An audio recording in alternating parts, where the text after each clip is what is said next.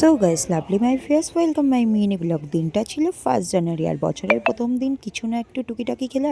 দেখো আমরা বানিয়ে নিয়েছিলাম চিকেন পকোড়া আর চিকেন টিক্কা কাবাব আর গ্রিন চাটনি। আর দেখো প্রথমেই দু গামলা চিকেন নিয়ে বসে পড়েছি, একটা হবে চিকেন পকোড়া আর একটা হবে চিকেন টিক্কা কাবাব। চলো সব কিছু ম্যারিনেশন করা যাক। তো ম্যারিনেশন তো করা হয়ে গেছে। দেখো প্রত্যেকটা টুথপিকের সাহায্যে আমরা কিন্তু গেঁথে সাজিয়ে রেখে দিয়েছি, আর একদিকে চিকেন পকোড়া সব কিছু ম্যারিনেশন করা গেছে। আর এদিকে দেখেছো পুরো রেডি, শুধু এইটা ফ্রাই প্যানে ভাজা হবে আর সবাইকে সার্ভ করা হবে। যেহেতু আমি স্মোকি ফ্লেভার সবার প্রথমেই দিয়ে দিয়েছি, তার জন্য কোনো অসুবিধা হবে না। আর এদিকে কিন্তু আমার প্রথম ধাপ তোলা হয়ে গেছে, এখানে কিন্তু বাটার মেল্ট করা আছে, আর এদিকে পকোড়া ভাজাও বসিয়ে দিয়েছি। দেখো এক পিঠ ভাজা হয়ে গেছে, তার কারণে আর এক পিঠ একটু একটু করে ভেজে নিচ্ছি। আর এদিকে চিকেন পকোড়া দেখেছো টকবক করে গরম তেলে ফুটছে। এই যে আমি কাবাব কিন্তু তুলে রেখেছি, আর এদিকে দেখো আমার পকোড়া লাল লাল হয়ে গেছে, শুধু সস আর স্যালাড দিয়ে সার্ভ করবো।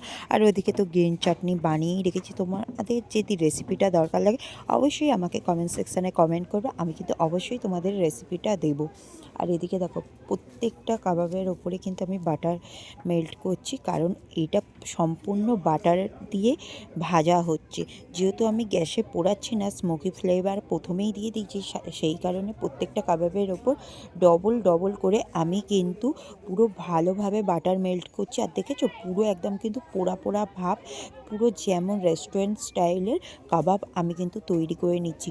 আর একটা সফটনেট জুসি টাইপের কাবাবটা কিন্তু আমার তৈরি হয়েছিল, তো তোমরা কিন্তু দেখে বুঝতেই পারছো। আর এটা যাতে ভেঙে না যায় সেই কারণে আমি টুথপিকের সাহায্যে গেঁথে গেঁথে আরেক চিমটে দিয়ে পুরো জিনিসটাকে তুলেছি। ভালো হয়েছে, ভালো হয়েছে কাবাবটা। ও কাবাবটা খেয়ে দেখ, আগে বল কাবাবটা কেমন হয়েছে, খেয়ে দেখ। আচ্ছা খেয়ে দেখ, খেয়ে দেখ কেমন হয়েছে বল। ও যাই হোক, কড়াটা সার্থক।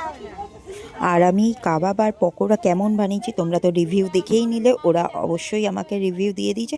আর এই ভিডিওটা ভালো লাগলে অবশ্যই কমেন্ট করতে ভুলো না। Tata guys.